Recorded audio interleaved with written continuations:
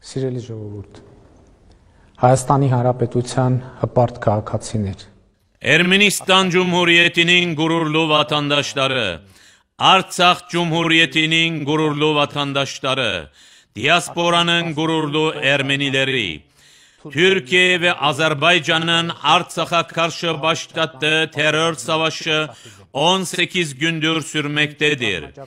Cephedeki duruma değinmeden önce bugün oluşmuş olan askeri siyasi durumu anlamanın bizim için son derece önemli olduğunu vurgulamak isterim. Lakin bunun için de öncelikle bu savaşın başlamasının sebeplerini ve şartlarını anlamalıyız. Ղարաբաղի հարցի բանակցային գործընթացում Ադրբեջանը Azerbaycan, Karabağ sorununun görüşme aşamasında adım adım Karabağ halkının kendi haklarından vazgeçme talebini Ermeni halkının önüne koyduğu bir noktaya ulaşmıştı. Bu talebin içeriği şuydu: 7 bölgeden 5'ini hemen Azerbaycan'a teslim etmek, diğer 2 bölgeyi teslim etmekle ilgili kesin bir tarih belirlemek ve Dağlık Karabağ'ın statüsünün her ne şekilde olursa olsun Azerbaycan dahilinde olacağına dair belge imzalamak. Dahası Dağlık Karabağ'ın statüsünün belirlenmesi, bölgelerin teslim süreciyle sebep-sonuç ilişkisi içinde olmayacaktır. Yani bölgeler statüye karşılık değil, barışa karşılık teslim edilecekti. Aksi takdirde Azerbaycan sorunu savaşla çözmekle tehdit etmekteydi. Bu görüşme temelini bir miras veya daha doğrusu bir şekilde görüşmelerin son devresi olarak devralan hükümetimiz, görüldüğü gibi sorunun bu şekilde ele alınmasından feragat etti. Çünkü bu kabul edilemezdi. Biz Artsakh'ın statüsünün belirsizliği şartı altında sorunun düzenlenmesinin mümkün olmadığını kesin olarak kaydetmek isterken, Azerbaycan statüyle ilgili tüm ciddi görüşmeleri reddetmekte ve Artsakh'ın elde edebileceği tek statünün Azerbaycan dahilinde özerk bir şey olabileceğini belirtmekteydi. Böylece Karabağ'ın tamamen Ermenilerden boşaltılacağı bir yapı şekli oluşacaktı. Azerbaycan aynı dönemde savaş çığırtkanlığını ve Ermeni düşmanlığını geliştirmekteydi. Karabağ sorununun askeri çözümü yoktur anlayışına bir temel oluşturmak amacıyla son 2,5 yıl içinde ordumuzda reformlar ve yeni silahlanma programları yürüttük. 2020 yılının Temmuz ayındaki Tavuş galibiyetimiz birçokları için beklenmedik olarak Azerbaycan ordusunun askeri yollarda Karabağ sorununu çözmeyi muktedir olmadığını kanıtladı.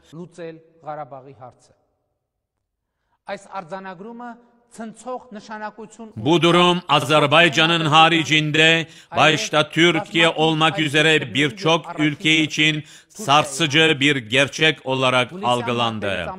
Temmuz çatışmalarından hemen sonra görülmemiş çaplardaki Türk-Azerbaycan askeri tatbikatları başladı.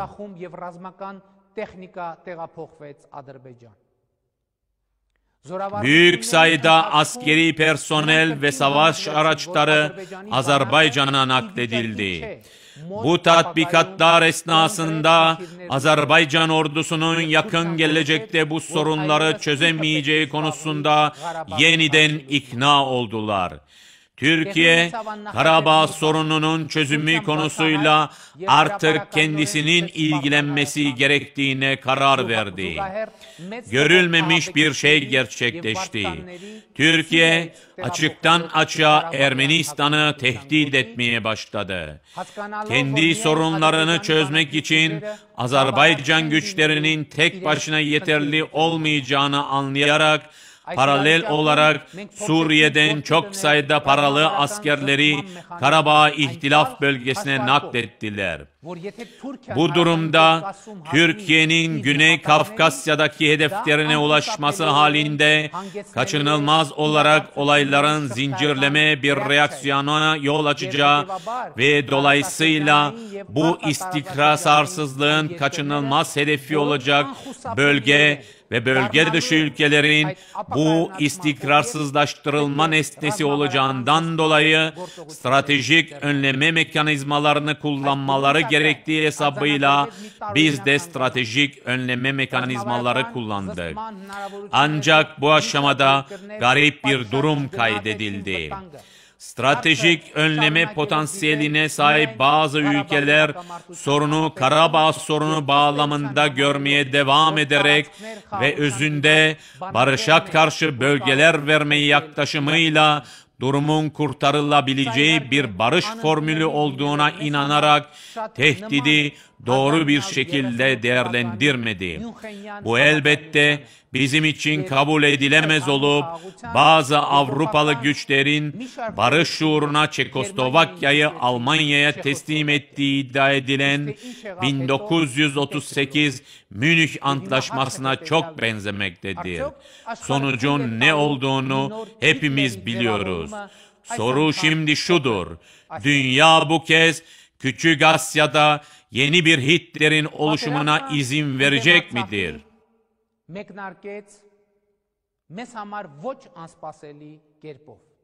Artsak'a karşı savaş bizim için beklenmedik değildi.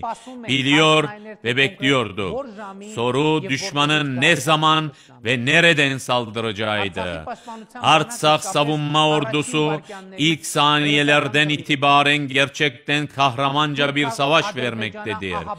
Türk-Azerbaycan Paralı Teröristler İttifakı Artsak'a en güçlü saldırıyı başlattı.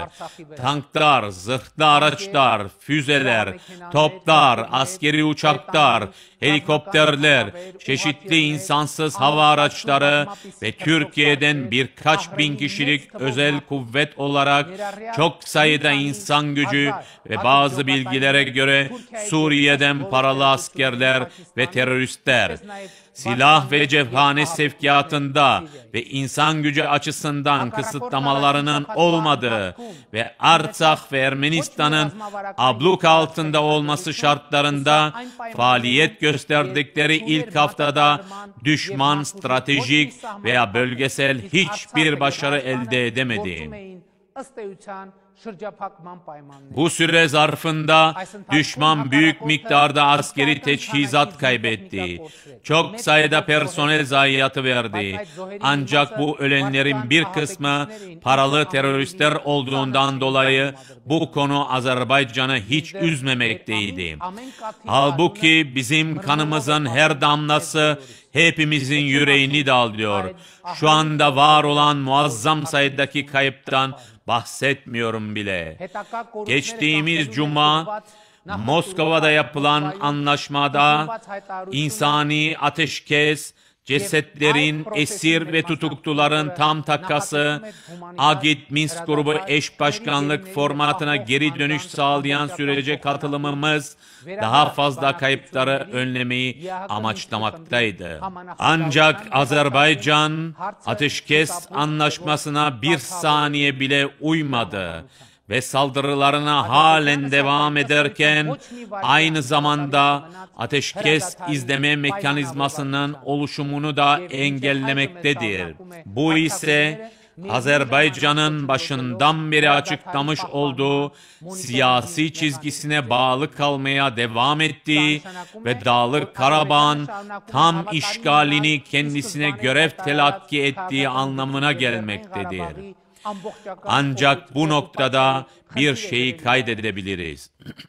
Այս պայդրությամբ սակայն կարող ենք արձանագրել մի Dağlık Karabağ ve çevre bölgeleri bir yıldırım harekatıyla işgal etmek konusundaki ilk Türk-Azerbaycan terör planı, ordumuzun kahraman generalleri, subayları, astsubayları, çavuşları, askerleri, gönüllüleri, paramiliter grupları, devletin yönetim sistemi, Artsakh ve Ermenistan yöneticileri, hükümetleri, meclisleri, yerel öz yönetim ve devlet organlarının ortak çalışması ve çabaları sayesinde başarısız oldu.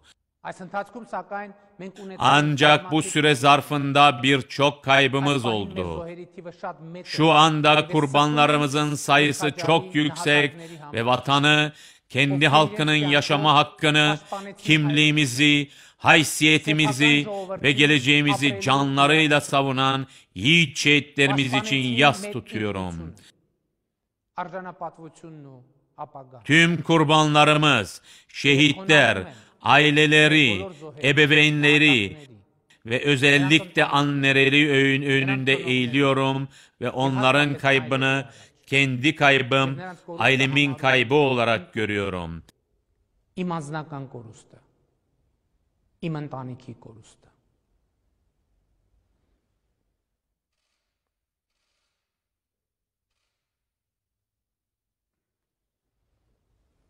Սիրելի ժողովուրդ, Sevgili halkım, Ermenistan Cumhuriyeti'nin gururlu vatandaşları, Artsakh Cumhuriyeti'nin gururlu vatandaşları, diasporanın gururlu Ermenileri, savaşın 18 günü boyunca kahraman birliklerimiz kuzey ve güney bölgelerinde kısmen geri çekildi. Son günlerde düşman taktik değiştirerek komando gruplarıyla cephe gerisine sızma planıyla bir karışıklık başlatmaya çalışmaktadır. Bununla birlikte Artsakh savunma ordusu ağır çatışmalar, insan gücü ve ekipman kayıpları ile genel durumu kontrol altında tutarak düşmanın çok sayıda insan gücü ve ekipman kaybına uğramasına neden olmaktadır. Lakin hepimiz çok zor bir durumun oluşmuş olduğunu bilmemiz gerekiyor. Bu kaydı çaresizlik nedeniyle yapmıyorum. Bu bilgiyi iletiyorum. Çünkü binlerce kurbanı kendi halkından gizleyen ve tahminlerimize göre 1 milyar dolardan fazla askeri teçhizat kaybı olan Azerbaycan'ın aksine halkımıza hakikat diliyle konuşma yükümlülüğüm olduğundan yapıyorum. Lakin bugün mesajımın temel amacı ne yapmamız gerektiği ve stratejimiz hakkında konuşmak ve bu konuda ulusal birliğimizi teşvik etmektir. Türkiye-Azerbaycan terör ittifakının Artsakh ve Ermenistan'a yönelik saldırısına öylemesine son vermeyeceğini belirtmek gerekir. Bugünlerde Agit Minsk grubu eş başkanları Rusya, Fransa, ABD ateşkesin tesis edilmesi için çaba sarf etmiş ve sarf etmeye devam etmektedir. 3 ülkenin cumhurbaşkanları ve dışişleri bakanlarının açıklaması 10 Ekim Moskova açıklamasıyla kabul edildi. Agit Minsk grubu eş başkanlarına emeklerinden dolayı teşekkür etmek istiyorum. Şu ana kadar gösterdiği tüm çabalar için Amerika Birleşik Devletleri yönetimine teşekkür ediyorum. Fransa Cumhurbaşkanı Emmanuel Macron'a savaşın ilk günlerinden itibaren olayların ismini koyması konusundaki kararlılığı ve daha fazla çaba göstermeye istekli olduğu için teşekkür ediyorum. Bu süre zarfında yoğun bir ilişki sürdürdüğümüz Rusya Federasyonu Başkanı Vladimir Putin'e özellikle teşekkürlerimi sunarım. Bugünlerde Rusya, Agit Minsk grubu eş başkanı ve Ermenistan'ın stratejik müttefiki rolünü üst düzeyde yerine getirmeyi başardı ve bu rolü kesin bir şekilde Ermeni ve Rus halkları arasındaki en iyi dostluk geleneklerine uygun olarak yürüteceğine inanıyorum. Biz ise Dağlık Karabağ sorununun barışçıl çözüm mantığına bağlı kalarak diplomatik çabaları etkili kılmak için son derece yapıcı olacağımızı vurgulamak istiyoruz. Ancak şimdiye kadar bu çabalar Türk-Azerbaycan terör örgütü üçlüsünü dizginlemeye yetmemiştir. Çünkü bu grubun amacı sadece Karabağ sorununu çözmek değil, aynı zamanda halkımıza yönelik geleneksel Türk soykırım politikasını sürdürmektir. Ancak bu kritik anda geri adım atmayacağız. Çünkü bu halkımız için çok önemli bir kader savaşıdır. Bu durumda Ermeni halkının yapması gereken tek bir şey var: birleşmek. Tüm potansiyelini yoğunlaştırmak, düşmanı kesin bir darbe ile durdurmak ve geri dönüşü olmayan bir zafere, yani Dağlık Karabağ sorununun nihai çözümüne, Dağlık Karabağ halkının kendi kaderini tayin hakkının tanınmasına ulaşmaktır. Yüce ecdatlarımız Kral Artaşes, Büyük Dikran, Aşot Yergad, Aram Manukyan, Hovhannes Bağramyan, Montemelkonyan, Vasken Sarkisyan'ın ruhları ve gücü bugün bizlerledir. Bugün Ermeniler her zamankinden daha birliktir. Bugünlerde yüz binlerce Ermeni, Ermenistan'a ve Artsak'a mali, ekonomik, medyatik ve siyasi destek sağlıyor. Bugünlerde diaspora toplumundaki yüzlerce yurttaşımız gündemde Artsak'ın bağımsızlığının uluslararası tanınması, Türk-Azerbaycan terörist saldırganlığının kınanması olarak iki özel konu olan binlerce kişilik barışçıl dayanışma, protesto ve destek mitingleri düzenlemektedir. Bu, ulusal birliğimizin doruk noktasıdır ve bu doruk noktası belirli ulusal hedeflerimizin gerçekleştirilmesiyle taçlandırılmaktadır. Ermeni halkını kırmak imkansızdır. Ermeni halkını sindirmek imkansızdır. Ermeni halkını yenmek imkansızdır. Sonuna kadar ayakta kalacağız. Sonuna kadar savaşacağız. Ve bu sonun adı hür ve mutlu Artsak, hür ve mutlu Ermenistan'dır. Bugün bu önemli anda her birimiz, evet her birimiz bu hedefe ulaşmaya odaklanmalıyız. Artsak, ordu, asker, cephe hattı. Artsak, ordu, asker, cephe hattı. Diaspora ya da Ermenistan'daki çabalarımızın odak noktası bu olmalıdır. Yasımızı öfkeye, endişelerimizi kararlılığa, şüphelerimizi eyleme dönüştürmeliyiz. Yeneceğiz, yaşayacağız, tarihimizi inşa edeceğiz ve tarihimizi inşa ediyoruz. Yeni destanımızı, yeni kahramanlık savaşımızı, yeni Sardarabad'ımızı inşa ediyoruz. Böylelikle yaşasın özgürlük, yaşasın Ermenistan Cumhuriyeti, yaşasın Artsak Cumhuriyeti, yaşasın Ermeni ordusu, yaşasın Ermeni gönüllüleri, yaşasın Ermeni diasporası, yaşasın Ermeni halkı ve hür ve mutlu bir Ermenistan'da, hür ve mutlu bir Artsak'ta yaşayacak çocuklarımız çok yaşasın. Şan olsun kahramanlarımıza. Park herosներին